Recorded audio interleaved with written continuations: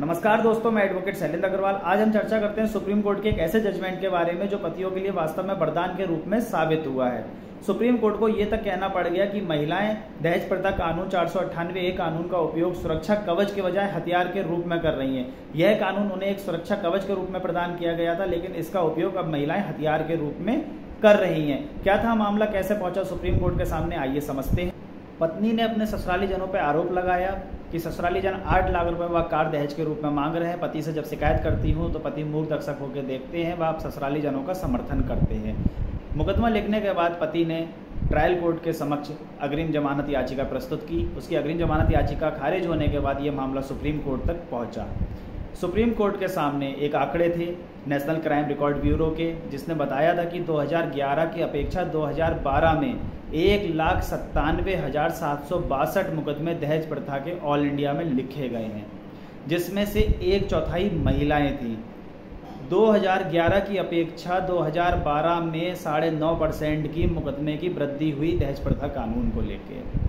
Supreme court ने कहा कि ऐसा लगता है कि महिलाएं इसका उपयोग हथियार के रूप में कर रही हैं। साथ ही साथ सुप्रीम कोर्ट ने कहा कि पत्नियां अक्सर देखने में आता है कि जो बिस्तर पे दादा दादी नाना नानी पड़े हुए हैं और ऐसी बहनें जो नंदे विदेश में रह रही हैं, उनको तक दहेज प्रथा के मुकदमे में लपेट लेती हैं, उनके खिलाफ तक मुकदमा लिख लेती हैं। और ऐसे में यदि यांत्रिक तरीके से गिरफ्तारी की गई तो ये किसी व्यक्ति की आज़ादी का हनन होगा। ये एक ऐसा घाव क्रिएट करेगा उस व्यक्ति को जो ज़िंदगी भर ख़त्म नहीं हो सकता है। ऐसे गिरफ्तारी पर रोक लगानी बहुत ज़रूरी है।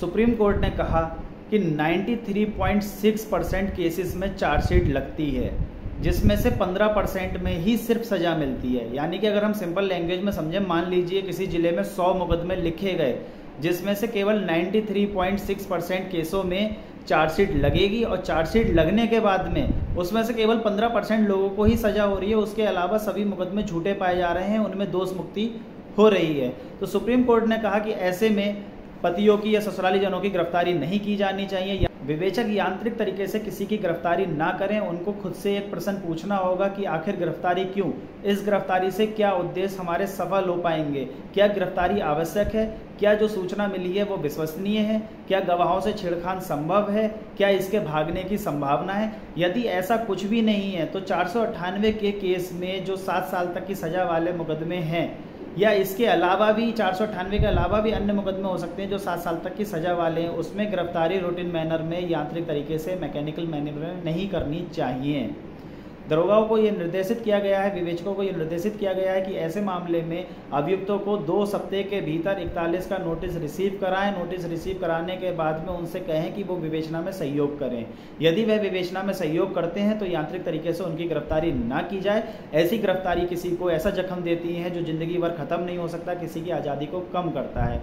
विधिक आयोग ने 177वीं रिपोर्ट में अपनी सिफारिश प्रस्तुत की। उसको देखते हुए 41A का संशोधन किया गया और अब 7 साल तक के मामलों वालों में गिरफ्तारी रुक गई है। मामला था सुप्रीम कोर्ट के सामने अर्नेस बनाम बिहार राज्य सन 2014, डिसाइडेड डेट 2 जुलाई 2014। 5 जजों की बेंच का यह जजमेंट था, जो कि लड़पतियों के लिए वरदान के रूप में साबित हुआ है।